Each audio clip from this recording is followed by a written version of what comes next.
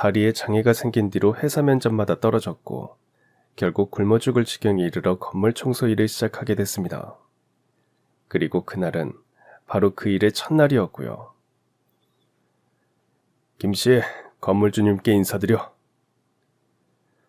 반장이 시키는 대로 인사를 했더니 건물주가 제 앞에 무릎을 꿇고 통곡하기 시작하더군요. 그 눈물을 보며 저도 결국 울고 말았습니다. 정말 사는 게 참 많이 힘들었습니다. 아니, 솔직히 말하자면 매일 아침 눈을 뜨는 게 두려울 정도였어요. 밥 한 끼 제대로 챙겨 먹는 게 사치처럼 느껴졌고 사람들 속에 섞여 웃고 있는 제 모습은 늘 가면을 쓴 것 같았죠. 그땐 모든 게 무너져 있었습니다. 일도 인간관계도 가족도 모두 절 외면하고 떠났으니까요. 제가 할 수 있는 일이라곤 하루하루 버티는 것뿐이었고 그조차도 점점 한계에 다다르고 있었습니다. 혼자라는 외로움, 누구에게 기대고 싶어도 기대지 못하는 삶. 그 속에서 자격지심은 제 마음 깊은 곳을 파고들어 저를 조금씩 갉아먹고 있었죠. 너무 많은 걸 잃고 나서야 나타난 그가 눈물을 흘릴 때 저는 아무 말도 하지 못한 채 그저 눈물만 흘렸습니다. 제 나이 20살이 되던 해 처음으로 고향을 떠났습니다. 대학 진학을 포기하고 동생들 고등학교까지는 뒷바라지하겠다며 혼자 서울행 기차에 올랐죠. 강원도 산골마을에서 자란 저에겐 서울이란 곳이 그저 화려하고 멀기만 했습니다. 하지만 돈 나올 구멍 하나 없는 시골 촌놈에게 서울행은 선택이 아니라 생존이었죠. 평생 탄광에서 일하시던 아버지의 건강이 악화되고 어머니 혼자서 남매를 키우며 생계를 감당하는 모습을 더는 지켜볼 수 없었거든요. 그래서 일자리가 많다는 서울로 올라가 공장이라도 들어가 돈을 벌어야겠다. 그게 당시 제 머릿속엔 전부였습니다. 서울에 도착해 처음 얻은 방은 변두리 쪽방촌에 있는 반지하였습니다. 월세 18만원짜리, 보증금조차 없는 그 방도 겨우 구한 것이었죠. 집안에 있는 돈을 탈탈 털어왔지만 서울에선 그 돈이 너무 적은 돈이더라고요. 처음 그 방 안에 들어섰을 때 이게 정말 사람이 사는 곳이 맞나 싶었습니다. 한 사람이 겨우 놓을 수 있는 공간인 그곳의 오래된 장판에서는 쿰쿰한 곰팡이 냄새가 배어 있었고 창문을 열면 바로 골목바닥이 보였으니까요. 겨울이면 찬바람이 틈새로 술술 들어와 밤마다 두꺼운 옷을 껴입고 자야 했고요. 그래도 어쩌겠어요. 일터에서 막내였고 하루 12시간 서서 일해도 월급은 그 당시 최저임금 수준이었기에 그 방조차 저에겐 감사한 공간이었습니다. 월급날 통장에 돈이 들어오면 어머니께 반은 붙였습니다. 홀로 아버지와 동생 셋을 돌보시는 어머니를 외면할 수 없었으니까요. 유난히 힘들 땐 나만 참으면 된다며 가슴을 치면서 꾹꾹 참았고요. 그 방에서 저는 그렇게 연글며 어른이 되었습니다. 밥 한 끼, 전기세 한 줄도 스스로 책임져야 했던 그 좁은 방 안에서 참 많이도 제 자신을 다져야 했거든요. 괜찮다. 견뎌보자. 언젠가는 이 좁은 방을 나가게 될 날이 오겠지. 그때 저는 고된 서울살이를 견디며 조금씩 단단해지고 있었습니다. 그리고 그때 제 옆방에 살던 놈이 바로 김성태였습니다. 성태도 저와 같은 해 고향에서 올라와 홀로 서울살이를 시작했더군요. 더 놀라운 건 우리가 같은 중학교를 다녔다는 겁니다. 학년이 달라 직접적인 인연은 없었지만 고향 얘기 몇 마디 나누는 순간 금세 통하더라고요. 그래서 1살 차이였던 저와 성태는 그냥 친구하기로 했습니다. 단지 같은 고향이라는 이유만으로 우리는 첫 만남부터 친구가 되었고 시간이 흐르면서는 서로 너무 잘 통해 형제처럼 붙어 다니게 되었죠. 그만큼 외로웠던 것도 같습니다. 그때 우리는 둘 다 참 가난했기에 마음 놓고 어디 가지도 못했거든요. 길거리 토스트 한 조각도 사치였으니까요. 월급날이 가까워질수록 남겨둔 돈이 떨어지면 컵라면 하나를 끓여 반으로 나눠 먹기도 했습니다. 국물은 네가 마셔라. 난 괜찮다. 성태는 늘 웃으며 젓가락을 먼저 내려놓았고 저는 그런 성태에게 고마운 마음으로 말없이 밥을 먹었죠. 그래도 한 살 형이라고 성태는 저를 잘 챙겨주었습니다. 한 번은 한겨울에 제가 열이 펄펄 끓어 39도까지 올랐던 적이 있었거든요. 감기에 독감까지 겹쳐 혼자 끙끙 앓고 있었고요. 약을 먹을 생각도 병원에 갈 생각도 못한 채 미련하게 버티고 있었죠. 그때 성태가 제 방문을 벌컥 열고 들어와서는 말없이 저를 이불로 감싸 안고 제 이마에 찬 수건을 얹어줬습니다. 그때가 새벽 2시쯤 되었을 겁니다. 정신이 혼미할 정도로 아팠지만 밤새도록 제 곁을 지키던 성태의 얼굴은 아직도 기억납니다. 그날 이후로 저는 그 친구를 단순한 친구로는 볼 수 없게 되었어요. 그냥 진짜 가족 같았습니다. 일이 끝나고 집 앞에서 만나 맥주 한 캔 사서 골목길 평상에 앉아 이런저런 얘기를 나누던 날들도 있었죠. 그때 얼마나 푸념을 늘어놓았는지 모릅니다. 서울살이가 힘들다는 말, 고향이 그립다는 말이 대부분이었고 언젠가는 꼭 성공해서 부모님 고생 안 시키겠다는 다짐도 자주 했습니다. 남들이 보면 별것 아니라고 할 시시콜콜한 꿈이었지만 그런 꿈을 함께 꾸던 시절이 분명히 있었습니다. 지금도 가끔 그때 우리가 웃으며 어깨를 툭툭 치던 그 골목길과 비슷한 길을 지나가기라도 하면 그 시절이 눈앞에 아른거리곤 합니다. 그렇게 김성태라는 이름은 제 청춘의 가장 따뜻한 한 페이지로 남았고요. 세상에서 가장 믿을 수 있는 그런 사람이 바로 성태였으니까요. 서로 결혼하는 것도 보았고 아이를 낳아 아빠가 되는 것도 보았죠.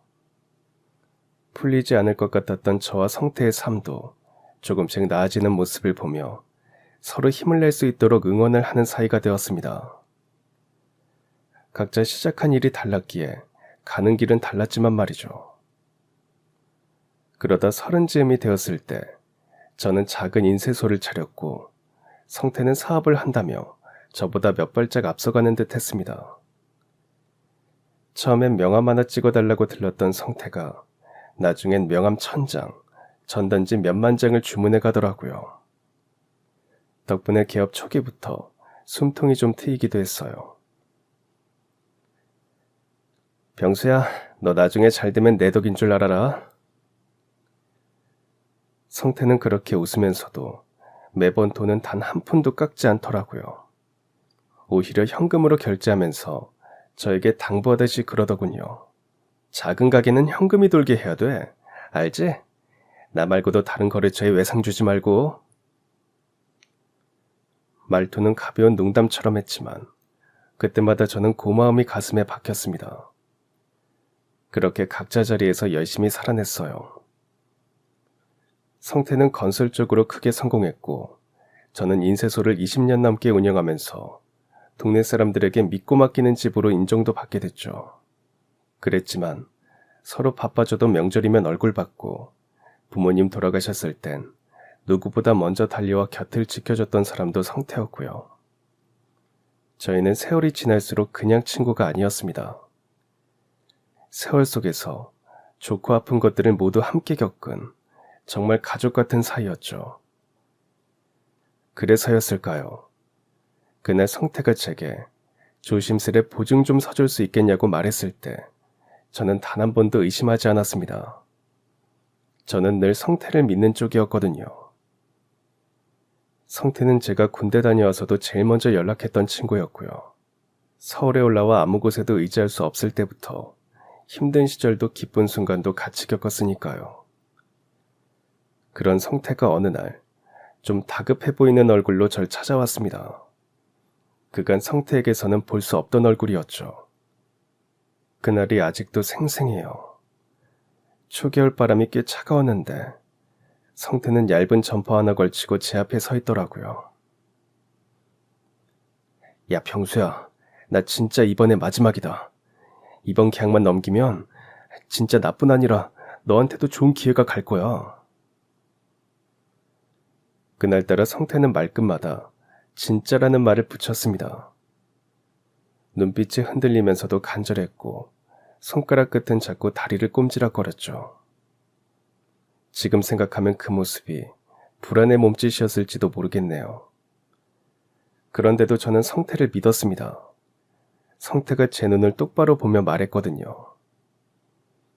내가 언제 너한테 거짓말한 적 있었냐? 그 말에 전 더 묻지 않았습니다. 정말로 그때까지 성태는 저한테 단 한 번도 거짓말을 한 적이 없었으니까요. 그저 어려운 시기니까 서로 도우며 살자는 마음으로 제 이름 석자 꾹꾹 눌러 도장 찍으면서도 괜찮았죠. 그런데 그렇게 믿었던 성태가 한 달도 안 지나서 사라졌습니다. 전화를 아무리 해도 받지 않았고 조만간 술 한잔 하자더니 나타나지도 않았죠. 처음엔 그냥 바쁜가 보다 했는데 시간이 지나도 연락이 없으니까 마음이 점점 조여오더라고요. 아내는 처음부터 제가 성태에게 보증을 서준 것을 탐탁치 않아 했기에 되도록 저 혼자 알고 있다가 해결을 하려고 했습니다. 하지만 성태는 3달이 지나도록 소식이 없었고 집에 경고장이 날아왔죠. 그러다 보니 집에 들어갈 때마다 아내는 눈에 불을 켜고 그러더군요. 당신은 가족보다 친구가 최우선이에요? 그 돈 못 갚으면 우리 집도 다 날아가. 애들 생각은 하는 거예요? 당신 인쇄소도 위험하잖아. 그런 아내의 채근을 이기지 못해 결국 제가 직접 성태를 찾아갔습니다. 사업이 커지다 보니 분명 무슨 사유가 있을 거고 만나고 나면 얼마 뒤에 바로 해결될 거라고 믿으면서요. 그런데 성태가 운영하던 회사는 이미 폐업 신고가 되어 있더군요. 당황한 저는 성태의 집으로 찾아가 봤지만 아이들과 함께 살던 그 집 현관문엔 우편물만 잔뜩 쌓여있을 뿐이더라고요. 문을 아무리 두드려도 집안이 비었는지 아무 대답도 없었고요. 한동안 성태 이름을 부르며 문을 두드리며 그 앞에 멍하니 서 있다가 제 속에서 무너져 내리는 소리를 들었습니다. 믿었거든요. 정말 진심으로 믿었으니까요. 설마 성태가 나한테 사기를 칠까? 설마 그럴 리는 없지. 그런 생각으로 버티던 제가 참 바보였던 거죠. 네가 그때 도장을 받아내고 돌아설 때 어떤 마음이었니? 내가 눈치 못 챈 게 아니라 모른 척한 거였을지도 모른다. 널 잃고 싶지 않아서 믿으려고 했을지도 모르지. 하지만 지금 너는 내 인생을 통째로 무너뜨린 사람이 되어버렸어. 그렇게 혼잣말을 삼키며 저는 좌절이라는 것을 맛보았습니다. 그때부터 지옥 같은 15년이 시작되더라고요. 저는 성태가 지은 빚을 갚지 못했기에 제 인쇄소는 빚더미에 앉았고 결국 폐업했거든요. 집도 경매로 넘어갔고 아내는 더 이상 견디지 못하고 아이들을 데리고 떠났죠. 처음부터 제 인생을 망가뜨릴 거라고 생각했으면 그 친구를 믿지 않았을 겁니다. 저처럼 장남이라며 늘 가족 책임에 치이던 놈이었고 제 앞에선 항상 허세도 내려놓고 울던 놈이었죠. 그렇게 믿었어요. 아니 믿고 싶었습니다. 그래서 선뜻 도장 찍었던 것 같습니다. 괜찮아. 내가 너한테 언제 거짓말한 적 있냐? 그 한마디를 믿고 저는 수억짜리 보증 서류에 서명했죠. 그게 제 인생의 끝이 될 줄은 몰랐습니다. 그 친구 대신 채권자들이 저를 찾아왔고 법원에서 날아온 등기로 현실을 직면하게 됐죠. 기아가 연대보증인으로 서명한 채무에 대해 전액 변제를 요구합니다. 처음엔 이게 무슨 일인지 몰랐어요. 제가 감당하기에는 너무 큰 금액이었고 저는 보지도 못한 돈이었으니까요. 눈앞이 하얘졌는데 아내가 서류를 들고 덜덜 떨면서 묻더라고요. 당신 대체 무슨 짓을 한 거야? 여기 3억이라고 써있잖아. 괜찮을 거라며 다 해결될 거라고 했잖아. 당신한테 애들이랑 나는 안중에 있기는 해? 그 순간 저는 말문이 막혀 아무 말도 못했습니다. 아내는 밤낮으로 저를 원망했고 가족들은 모두 등을 돌리더라고요. 동생들도 제가 도와달라고 할 것을 알기라도 한 듯 연락을 피하더군요. 부모님이 돌아가시고 제가 부모 대신이라며 어려울 때마다 와서 약간의 돈을 받아가던 때와는 완전히 다르게 말이죠. 20살부터 50살이 되도록 저는 뭘 위해 살았나 싶어 슬펐습니다. 그런 저를 그 순간에는 아무도 봐주지 않더라고요. 원망만 쏟아내고 비난하기 바쁜 것처럼 보일 정도로요. 네가 사람 하나 잘못 믿은 대가를 왜 우리가 다 치러야 하나? 아이들과 아내를 데리고 가시는 장인어른은 제 얼굴조차 보지 않고 말씀하셨고 아이들마저 위축돼 제 눈도 제대로 못 마주치며 따라갔습니다. 그런 아이들을 보며 저는 한숨만 내쉴 뿐이었어요. 집은 경매로 넘어갔고 아이들은 그 사이 이사를 5번이나 다녔으니까요. 그 과정에서 아내는 버티다 못해 아이들 손을 잡고 떠나기로 했고요. 아내는 떠나는 순간까지도 저에 대한 원망을 쏟아내더군요. 당신은 사람 하나를 믿은 게 아니라 우리 가족을 버린 거야. 이제 무슨 일이 있어도 우리 찾을 생각하지 마. 당신처럼 망한 아빠? 애들한테 부담이니까 절대 찾지 마. 그러는 아내를 보면서도 아이들은 아무 말도 하지 않았기에 모두 아내의 생각과 같구나 하는 생각이 들더라고요. 그렇게 혼자 남은 저는 하루 벌어 하루 먹고 사는 신세가 됐습니다. 해보지 않은 일을 나이가 들어 하려니 몸이 성할 날이 없었고 몇 해 전에는 공사장에서 넘어지면서 다리를 심하게 다치기도 했죠. 그 후로 몇 년을 재활치료에 매달렸지만 다리는 성해지지 않았고요.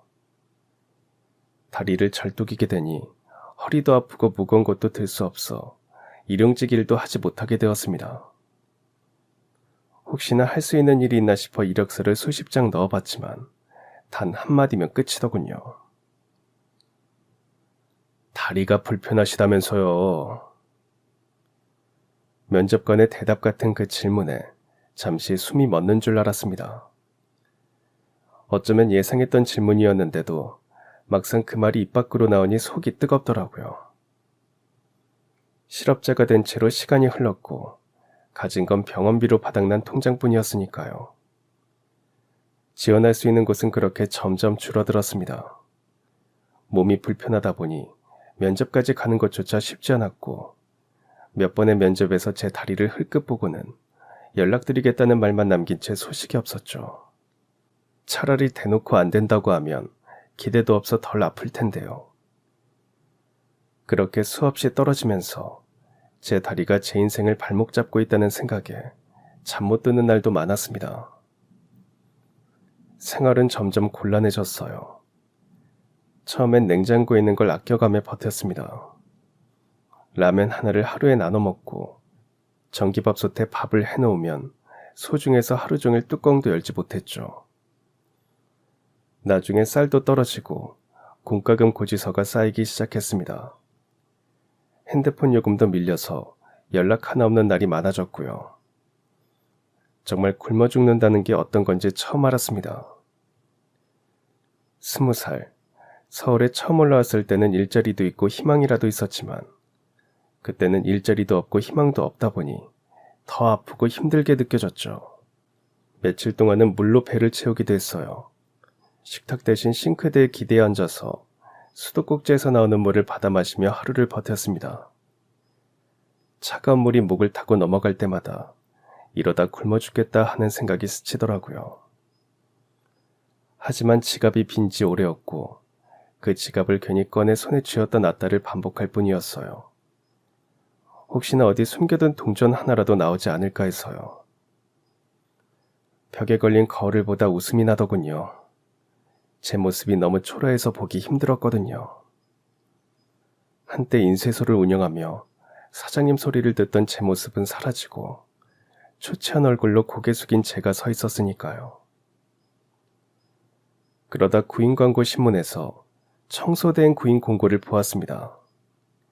장기 근무자 우대, 경력 무관, 나이 무관. 혹시나 하는 마음으로 전화를 걸었고 면접을 보러 오라는 말을 들었죠. 면접을 보러 오라는 말을 듣고 저는 며칠 만에 물을 넘기던 입에 밥을 조금 밀어 넣었습니다.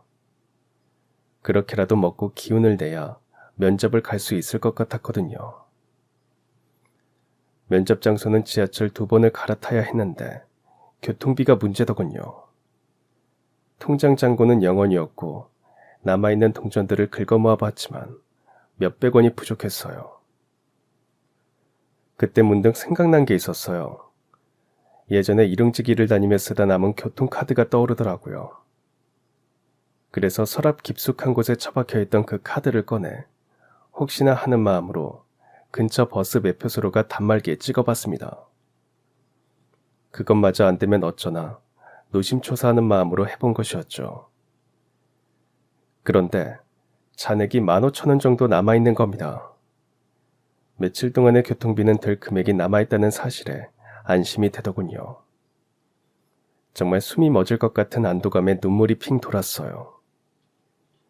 그렇게 저는 무거운 몸을 이끌고 면접장으로 향했습니다. 그러다 지하철 안에서 저는 제 손을 바라보게 되었죠.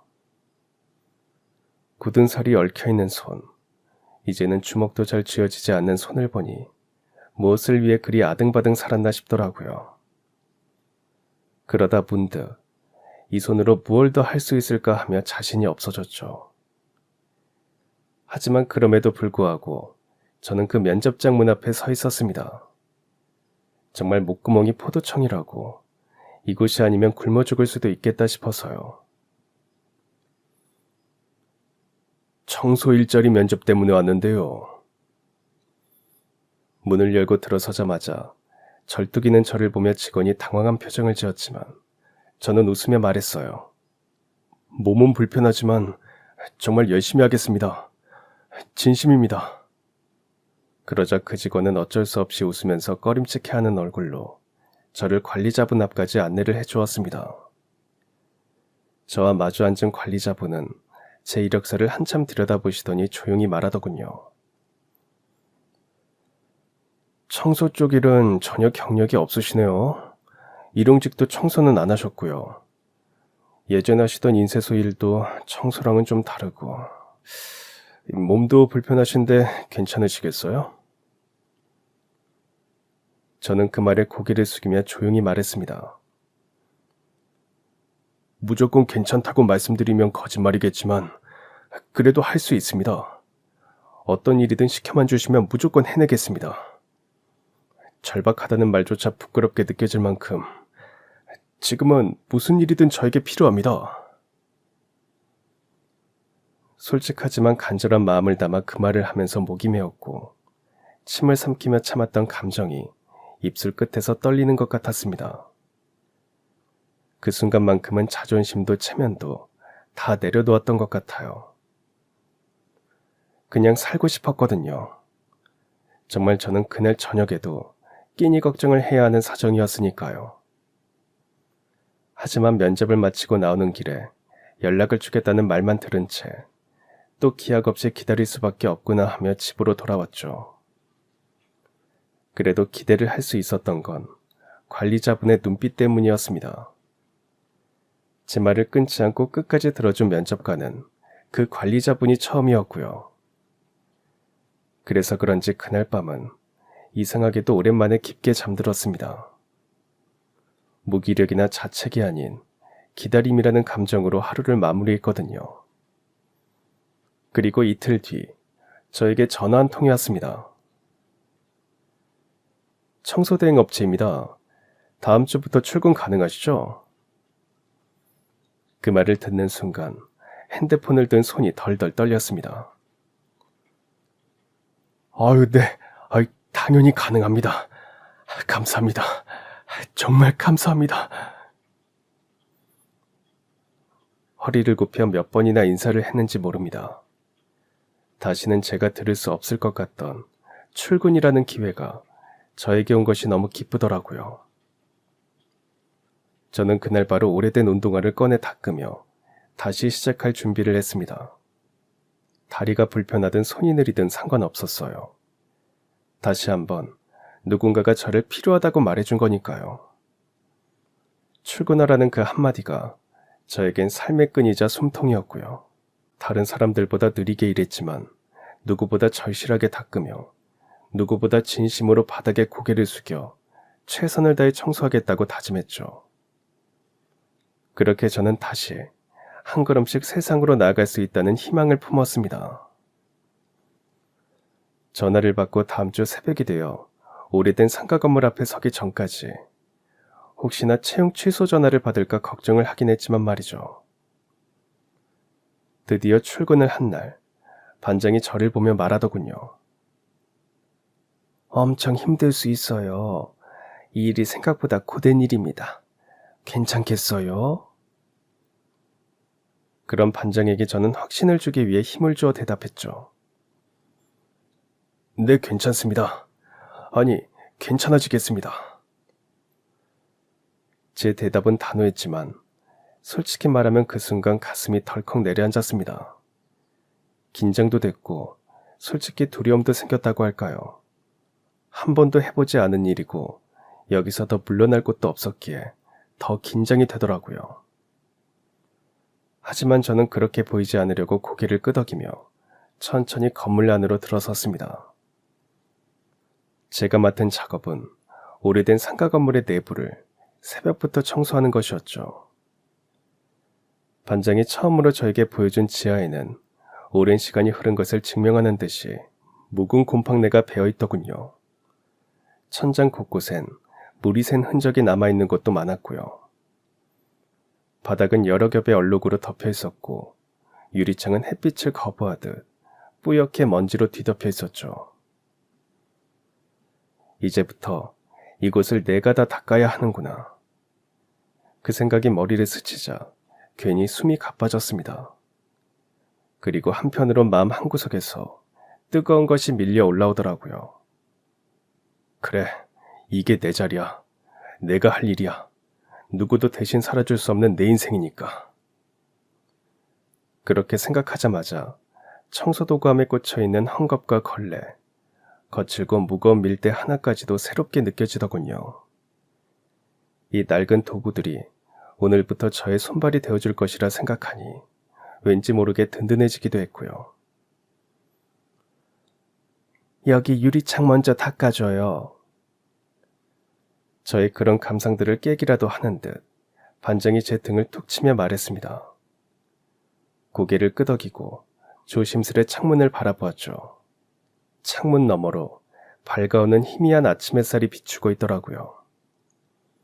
아직 닿기 전이라 잘 느껴지지 않는 그 햇살이 닿고 나면 반짝이며 안으로 들어올 거라는 기대를 하게 되더군요. 세상이 조금씩 맑아지는 느낌일 거라는 생각도 하게 되면서요. 마치 내 인생의 유리창도 조금씩 닦이고 있는 것 같았습니다. 그리고는 걸레를 손에 꼭 쥐면서 어디부터 하는 게 좋을지 보았죠. 내가 다리 때문에 조금 느려도 누구보다 열심히 할 거야.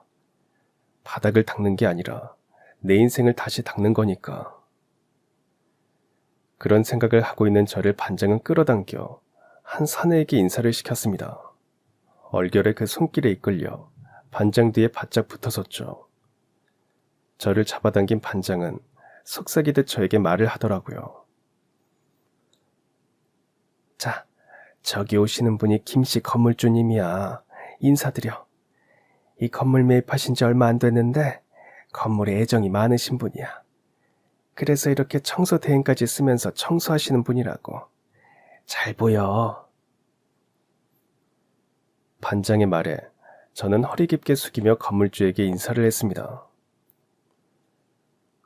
안녕하십니까. 오늘부터 청소 시작하게 된 김병수입니다. 열심히 하겠습니다. 앞으로 잘 부탁드립니다. 그런데 그 건물주가 제 인사를 받더니 가던 길을 멈추더라고요.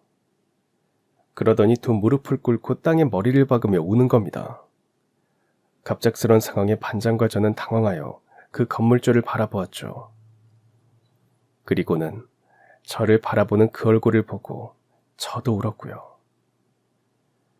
끝을 향해 가던 그 어느 날, 정말 아이러니하게도 제 인생을 송두리째 무너뜨렸던 한 사람과 다시 마주치게 된 겁니다. 바로 성태가 16년 만에 건물주가 되어 제 앞에 섰더라고요. 중마고라 불렀던 친구였고 누구보다 믿었던 사람이었고 어떤 날에는 제 세상에 가장 빛나는 시절을 함께했던 사람인 그 성태요. 그리고 제 인생에서 가장 깊은 상처를 남기고 떠난 사람인 그 성태 말이죠. 그런 사람이 다시 제 앞에 나타난 겁니다. 병수야, 나 성태야. 미안하다. 정말 미안하다. 세상에, 제가 청소를 하기로 한 그 건물의 건물주가 바로 16년 전 저를 배신하고 사라졌던 김성태였던 겁니다. 처음엔 그냥 비슷하게 생긴 사람인가 싶었어요. 그런데 그 눈빛, 말투, 그리고 저를 알아보고 얼어붙은 그 표정까지 성태가 맞았습니다. 그 순간 심장이 쿵 하고 떨어지더군요. 머릿속이 새하얘졌고 손에 들고 있던 물걸레를 바닥에 툭 하고 떨어뜨렸죠. 어떻게 아직도 제 이름을 그렇게 부를 수가 있나 싶어 그저 멍하니 성태를 바라볼 뿐이었습니다. 성태는 무릎을 꿇은 채로 눈물을 주룩주룩 흘리며 울기만 하더군요. 아무 말 없이 조용히 그 큰 키에 정장을 잘 차려입은 채로 말이죠. 그렇게 조용히 한참을 울더니 결국은 어깨를 들썩이면서 제 이름을 부르며 미안하다고 말하기를 반복하며 흐느껴 울기 시작하더라고요. 그 울음소리에 새벽부터 출근을 한 건물 사람들이 하나둘 나와보기도 하더군요. 하지만 저는 그 자리에 그대로 얼어붙은 채 서 있었습니다. 심장이 뛴 건지 떨린 건지 모르겠지만 한참을 그렇게 서 있다가 저도 모르게 눈물이 흘러나오더라고요. 16년이었습니다. 성태가 저에게 어떤 말도 없이 그 빚을 남기고 떠난 그 세월이요. 그 오랜 시간 동안 저는 얼마나 그 이름을 속으로 수백 번 수천 번 원망했는지 모릅니다. 그런데 정말 이상하죠. 그렇게 원망하고 미워하면서도 한 번쯤은 정말 단 한 번만이라도 다시 마주치게 되길 바랐던 것 같습니다. 왜 그랬는지 모르겠지만요. 아마 성태가 어딘가에 살아있기를 바랬던 것도 같아요. 저의 모든 것을 잃게 한 사람이기는 했지만 함께 보낸 30년이라는 시간은 저에게 아무 의미가 없던 시간이 아니었으니까요. 그저 저를 떠난 가족을 그리워하듯이 그렇게 그리워했던 것 같습니다. 멀어졌어도 염려를 하지 않는 일이 없는 게 가족이니까요. 그렇게 한참을 울던 성태는 무릎을 꿇은 채로 저에게 말했습니다. 그때 나도 크게 망했었어. 나쁜 놈들한테 사기당해서 돈도 다 날리고 나중엔 진짜 죽으려고 바닷가까지 갔다가 간신히 살아서 다시 바닥부터 시작했어. 그러다 운이 좋아서 일이 잘 풀렸고 돈만 벌었다. 성태는 고개를 떨군 채 여전히 무릎을 꿇은 자세로 말을 이었습니다. 그때 바닷가에서 발을 디디려던 순간 이상하게도 네 얼굴이 떠오르더라. 미안하다는 말 한 번 못하고 죽으면 안 될 것 같아서 그래서 다시 돌아왔어. 돌아와서 처음엔 하루 벌어 하루 먹고 살았지. 처음엔 막노동부터 시작했어. 새벽에 인력시장 가서 줄 서 있다가 불려가면 철근도 나르고 시멘트도 퍼날랐어. 그 말에 바라본 성태의 손등이 거칠게 갈라져 있었습니다. 말하지 않아도 느껴지는 세월의 흔적이 저에게도 느껴지더군요. 저 역시 그 흔적이 있었으니까요. 그렇게 몇 달 지나니까 몸이 익더라. 일당도 조금씩 올라가고. 어느 날은 운 좋게 한 건설 사장 눈에 띄었어. 나한테 일 처리가 꼼꼼하다고 같이 오래 일해보자고 그러더라고. 그래서 그 사장 따라다니면서 일 배우고 공사 관리도 익히고 그렇게 몇 년이 흘렀어. 저는 조용히 성태의 말을 들으며 마음 깊은 곳에서 알 수 없는 감정이 올라오는 걸 느꼈습니다. 저만큼이나 힘든 시간을 성태도 보냈다는 것이 이상하게 느껴졌거든요. 성태는 그런 저를 여전히 울먹이는 얼굴로 바라보며 이야기를 이어갔죠. 그러다 작은 인연으로 리모델링 쪽 사업을 시작하게 됐어. 공사 따내고 현장 관리하고 견적 맞추면서 하나하나가 전쟁 같았지. 근데 희한하게도 죽을 고비를 넘겨서 그런지 뭐든 해낼 수 있을 것 같더라. 실패가 무서운 게 아니라 네 앞에 다시 못 서는 게 더 무서웠어. 성태는 감정이 복받치는지 고개를 숙이더니 다시 한번 울더군요. 그러더니 이내 숨을 몰아쉬며 진정을 하더니 이야기를 이어갔습니다. 다행히도 몇 년 전부터는 하는 일마다 잘 풀리기 시작했어. 소개로 소개를 받고 그러면서 좋은 사람들도 만나고 내 명의로 된 사업체도 생기고 직원도 몇 명 두게 됐고. 하지만 돈이 쌓여도 마음이 비어 있었어.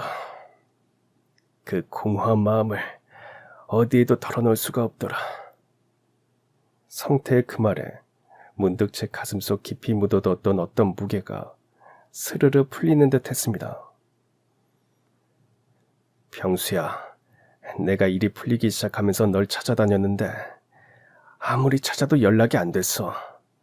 너희 동생들도 모른다고 하더라. 정말 미안해. 내가 많이 늦었지만 평생 너를 책임질게. 그날 성태를 다시 마주하게 될 줄은 정말 꿈에도 몰랐습니다. 성태가 떠난 후 제 안에 남은 건 배신감과 분노, 그리고 지독한 공허함뿐이었죠.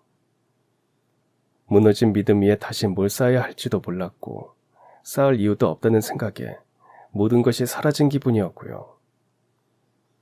그런데 다시 성태를 만나고 그동안의 이야기를 듣는 순간 숨이 턱 막혔고 심장은 미친 듯이 뛰었습니다. 이게 꿈인가 악몽인가 싶다가 차라리 환각이었으면 좋겠다고 생각했어요. 하지만 성태는 조용히 정말 말도 안 되게 제 앞에 무릎을 꿇더니 고개를 숙이고 울면서 잘못을 빌었습니다. 정말 미안해. 내가 이렇게 너 덕분에 살아있었어. 그리고 매일 널 떠올리며 살아왔어. 이제 다 갚을게. 내가 너를 얼마나 찾았는데. 이제 내가 다 갚을게. 그 말을 듣는 순간 머릿속에 복잡하게 엉켜있던 실타래가 하나하나 풀려나가기 시작했어요. 혼란스러웠고 화가 났고 슬펐고 또 어딘가 모르게 안도감이 밀려오면서요. 저는 그때까지는 성태를 미워하며 살아왔다고 생각했는데 제 앞에서 눈물이 뚝 하고 떨어지는 걸 보면서 제 마음을 부정할 수 없었죠. 왜 그랬는지, 어떤 사정이 있었는지 지금 와서 그런 게 뭐가 중요할까 싶을 정도로요. 그래도 성태가 잘 살아있었고 제 앞에서 무릎을 꿇고 눈물까지 삼키며 용서를 구하고 있다는 사실이 중요하더라고요. 그 한 가지 사실만으로 제 안에 모든 게 뒤흔들려 버렸으니까요. 정말 인생이란 게 언제 어디서 어떤 장면을 마주하게 될지 모른다는 말, 그게 이런 거였나 싶더군요. 16년이라는 시간 동안 단단히 걸어잠갔다고 믿었던 제 감정이 그날 그렇게 전부 무너져 버렸습니다. 그날 이후 저는 다시 일어설 수 있었습니다. 성태는 저를 자신의 건물 청소 전담 관리인으로 고용해 주었거든요. 그 덕분에 저는 이제 아침마다 깨끗이 닦인 복도와 계단을 보며 작은 보람을 느끼고 있고요. 청소 용역들을 관리하며 저도 나서서 건물 청소를 하거든요. 처음엔 계단 하나를 닦는데도 어깨가 뻐근했고 괜히 누가 볼까 조심스러웠지만 며칠 지나니 손에 익더군요. 무심코 내려다본 복도가 반질반질 빛날 때면 왠지 모르게 제 안도 조금씩 정리되는 느낌이 들었습니다. 무너졌던 자존감이, 사람들과의 단절로 얼어붙었던 마음이 다시 천천히 아주 조용하게 회복되기 시작하는 것 같고요. 건물주인 성태는 늘 일정한 시간에 저를 찾아와 커피를 한 잔 건네고는 말없이 저와 함께 건물 복도를 걷자고 하더라고요. 말없이 함께 걷는 그 시간이 저에게는 위로가 되더군요. 전처럼 아무렇지 않게 웃고 떠들기에는 16년의 세월이 있었지만 그저 그렇게 아무 말 없이 걷다 보면 성태와 제가 20대로 돌아간 것 같았죠. 사실 다시 만나고 나서 며칠 뒤 성태는 조심스레 제 앞에 봉투 하나를 꺼내 놓았습니다. 이건 그때 네가 떠안았던 빚이야. 원금이랑 이자까지 다 계산해서 넣었어. 지금이야 말할 수 있겠지만 그 빚 갚는다는 생각 하나로 버틴 시간들이었어. 그리고 혹시나 네가 날 용서해줄 날이 오지 않을까, 내 이야기를 네가 한 번만 들어줄 날이 오지 않을까 하면서 그게 내 마지막 바람이었어. 이렇게 줄 수 있어서 정말 다행이다. 저는 그 돈 봉투를 내려다보다가 천천히 성태를 바라보았습니다. 성태의 얼굴엔 16년의 후회와 진심이 고스란히 담겨 있더라고요. 그러다가 제 눈에도 알 수 없는 눈물이 다시금 흐르기 시작하더군요. 그토록 미워했던 그 사람이었지만 결국엔 나에게 돌아온 가족이었으니까요. 그리고 그 돈을 가지고 아내와 아이들을 찾아갔습니다. 아내와 아이들 역시 지난 16년 동안 고생을 했을 테니까요. 그 고생을 그 돈으로 모두 다 보상할 수는 없지만 그렇게라도 해야 제 마음의 빚도 갚아주겠다 싶더라고요. 그렇게 성태에게 받은 돈 봉투를 들고 저는 가족이 지낸다는 곳으로 향했습니다. 그곳을 찾기 위해 처남에게 연락을 해서 겨우 알아내었죠. 수십 번, 아니 수백 번쯤은 머릿속으로 그렸던 장면이었지만 실제로 그 문 앞에 서니 다리가 떨려서 한참을 망설이게 되더라고요. 벨을 누르고 안쪽에서 답이 오길 기다리면서는 너무나 초조하더군요. 드디어 문이 열리고 그 안에 서 있는 아내를 보는 순간 모든 말이 목구멍에 걸려 나오질 않았습니다. 세월이 흐르면서 아내의 얼굴엔 주름이 들었지만 여전히 단단한 눈빛이었고 그 눈빛 속에 담긴 수많은 감정들을 마주하는 게 두려웠으니까요. 하지만 제 생각과는 달리 아내는 아무 말 없이 저를 바라보다가 묻더군요. 정말 오지 말라고 한다고 나타나지도 않더니 이제 와서 무슨 일이에요? 그동안 애들 결혼한 건 알아요? 손주들도 넷이나 돼요. 저는 그 말에 아무 말도 못하고 천천히 돈 봉투를 내밀었습니다. 아내는 그 돈 봉투를 바라보다가 눈물을 닦더니 묻더라고요. 그 사람한테 받은 거야? 저는 그 말에 아무 말 없이 고개만 끄덕였습니다. 그러자 아내는 돌아앉아 훌쩍이며 울더군요. 그런 아내를 저는 한참 동안 바라보다 말했습니다. 늦었지만 꼭 당신한테 건네야 할 것 같아서 왔어. 그동안 애들이랑 고생 많았지? 정말 미안해. 그 말에 아내는 눈물만 흘리며 입을 닫더니 제 손에서 봉투를 받아들고는 부엌 식탁에 올려놓았습니다. 그리고 말없이 차 한 잔을 내오더군요. 그게 그날 우리가 나눈 전부였지만 저는 그 짧은 순간 안에서 무언가 풀리는 걸 느꼈습니다. 그러더니 며칠 뒤 큰아들이 찾아왔더라고요. 자기 아이 둘과 함께요. 손주들이 저를 보고 할아버지하고 부르며 뛰어오는 걸 보는데 울컥하더군요.